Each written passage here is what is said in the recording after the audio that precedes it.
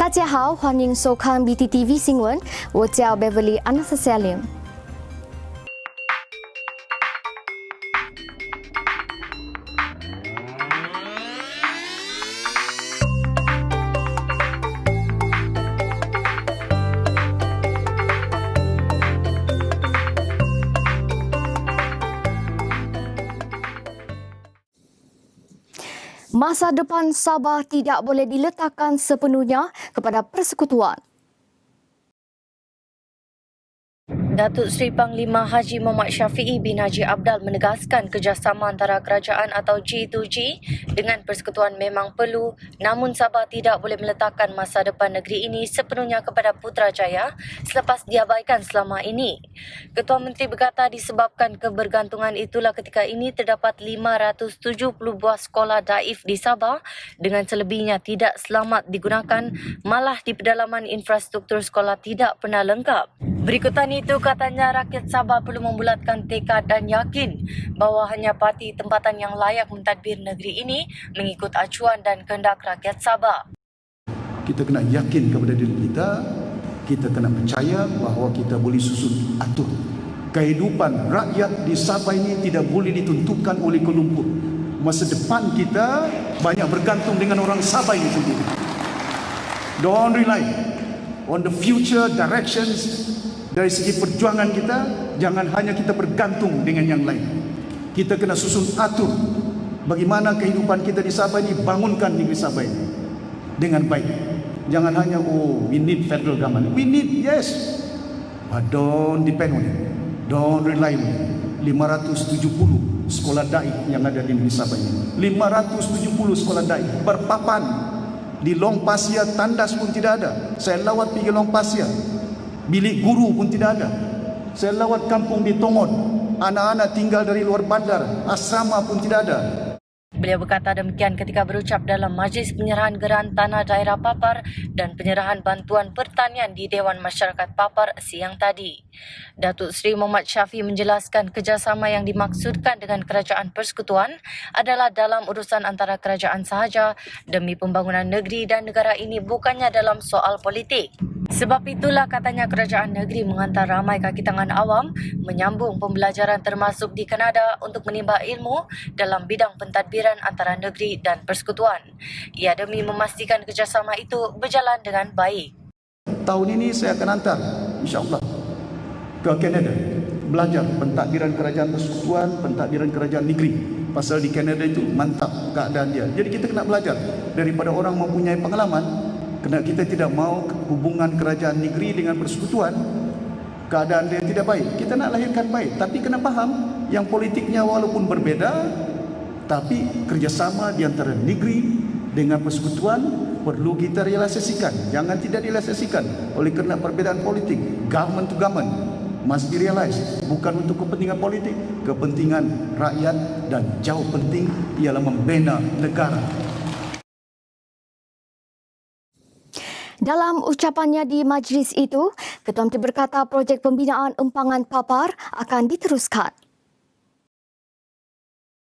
Ketua Menteri bertegas untuk meneruskan projek pembinaan empangan Papar bagi memastikan masalah bekalan air yang melanda sejak bertahun-tahun lamanya dapat diatasi. Datuk Seri Muhammad Syafiee berkata walaupun ada tentangan daripada segelintir masyarakat, namun desakan itu tidak mampu mengatasi kepentingan keseluruhan rakyat yang memerlukan bekalan air bersih sepanjang masa. Katanya jika tentangan itu dilayan, maka risikonya adalah rakyat Sabah akan terus dilanda masalah ketiadaan bekalan air sampai bila-bila. Termasuk dam Papar yang ada, ya, kita akan buat, dan ini belanja. Dam Papar ini belanja hampir 3 bilion. Duit ini bukan datang daripada kerajaan persekutuan. Ini datang daripada kerajaan negeri Sabah yang belanja. Ya. Saya bilang nasi kita bergantung, tunggu rancangan 11, 12, 13, berapa puluh tahun kita menunggu. Sampai jambatan pun tidak datang-datang. Air pun tidak datang. Saya beritahu dengan Pinampang, dorang apa ni bantah, saya tidak apa, saya terima bantahan itu, kita tidak akan di Pinampang. Itu air sama saja mengalir, bukannya berbeda. Umpama air mengalir daripada Ranau, Gunung Kinabalu sampai ke Kota Belud, sampai ke Tuaran. Bukan lagi air orang Ranau.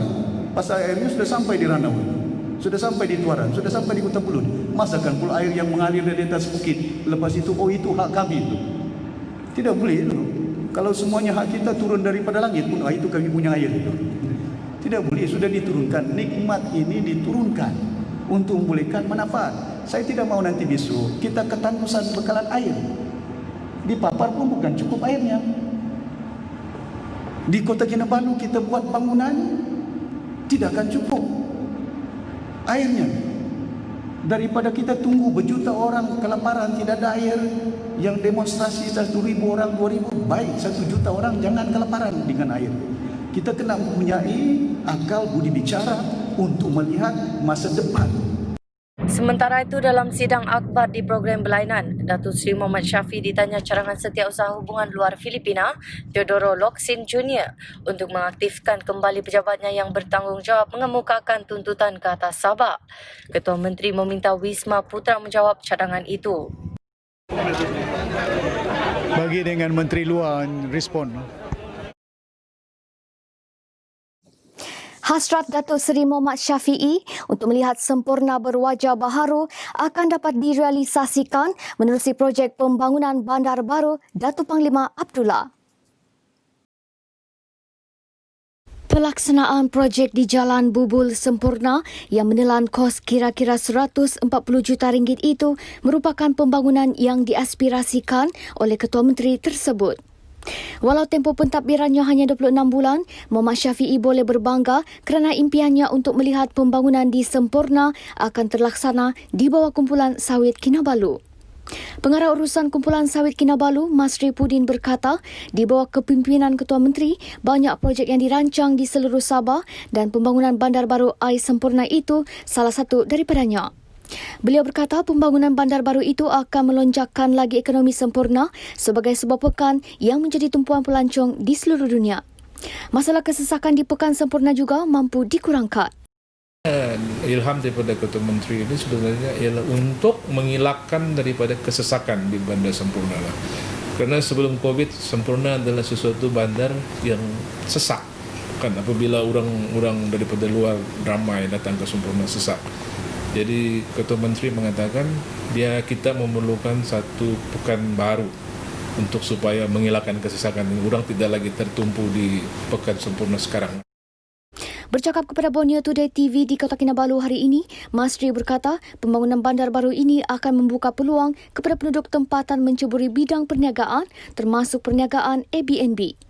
Bandar baru itu nanti akan melibatkan pembinaan kondominium yang boleh dijadikan rumah dan perniagaan Airbnb. Projek ini nanti sebenarnya kita tahu juga sebagai Airbnb dan sebagainya adalah juga sebagian daripada usaha-usaha untuk membantu kerjaan di dalam bidang pelancongan jugalah. Janji Presiden Parti Cinta Sabah, Datuk Anifah Aman untuk menubuhkan Kementerian Industri Minyak dan Gas Sabah dipersoalkan. Kenapa baru sekarang dia cakap nak tubuhkan Kementerian Industri Minyak dan Gas di Sabah? Itu persoalan dilontarkan Ketua Wirapati Warisan Sabah bahagian Kimanis Abdul Kadir Jalani mengenai janji Presiden Parti Cinta Sabah PCS Datuk Seri Anifah Aman untuk menubuhkan kementerian tersebut. Katanya Anifah yang juga bekas ahli Parlimen Kimanis selama 19 tahun tidak pernah mengutarakan perkara itu kepada bekas Perdana Menteri Najib Razak. Malah Anifah juga berdiam diri apabila Petronas mengambil keputusan untuk tidak membina loji penapis gas asli di Kimanis dan seterusnya membawa keluar hasil bumi Sabah itu ke Bintulu, Sarawak. Pembinaan loji penapis itu sepatutnya dapat merancangkan lagi aktiviti ekonomi selain menyediakan peluang pekerjaan kepada belia Kimanis. Yang ada cuma Sabah Oil and Gas Terminal SOGT. Namun hakikatnya SOGT sama seperti pintu neraka di mana gas asli Sabah disalur keluar oleh Petronas untuk diproses di Bintulu. Masyarakat Tawau menyambut Hari Kebangsaan dengan gaya tersendiri. Ketiadaan acara perarakan sempena sambutan Hari Kebangsaan tahun ini tidak menghalang masyarakat di daerah Tawau untuk meraihkan kemerdekaan dengan cara tersendiri. Antaranya, usaha Persatuan Muafakat Anak Bangsa Sabah menghasilkan lukisan jalur gemilang sepanjang 50 meter di Taman Rekreasi Trollson yang disertai seramai 250 orang daripada pelbagai peringkat usia. Di Bukit Hero, sekumpulan pegawai anggota dan kaki tangan AM, Ibu Pejabat Polis Daerah Tawau mengenakan pakaian bertemakan retro berinspirasikan sambutan Hari Merdeka pada tahun 1957. Sementara itu, 7 sekawan turut berbasikal sejauh 52 km dari Bandar Sri Indah ke Bulatan Sipadan Mangrove Sanctuary demi membawa mesej Malaysia Boleh. 7 remaja yang menggelarkan diri mereka sebagai cucu Sehan pula memilih mendaki Bukit Hero bersama bagi mengisi masa lapang cuti sekolah dengan aktiviti berfaedah semalam. Di Bukit Gemuk, sekumpulan individu nekat untuk meneruskan misi pendakian ke puncak setinggi 428 meter itu bagi menjayakan misi mengibarkan jalur gemilang dan bendera negeri Sabah. Seorang penuntut kolej maut selepas kereta yang dipandunya bertembung dengan pacuan 4 roda di Kampung Nunuk Ragang di kilometer 50 Jalan Ranau Telupit hari ini. Kejadian berlaku kira-kira pukul 1.50 tengah hari itu. Mangsa Onel Lucas, 18, meninggal dunia di tempat kejadian. Ketua Polis Daerah Ranau, Deputi Superintendent Semi Newton berkata, kemalangan membabitkan sebuah perodua kancil dan Toyota Hilux. Hasil siasatan mendapati perodua kancil dari arah Telupit menghalau ke Kota Kinabalu dan sebaik tiba di lokasi, mangsa bertindak meminta sebuah kenderaan lain di hadapannya. Bagaimanapun, kenderaan dipandu mangsa hilang kawalan dan masuk ke laluan bertentangan dan bertembung dengan sebuah pacuan 4 roda datang dari arah Kota Kinabalu.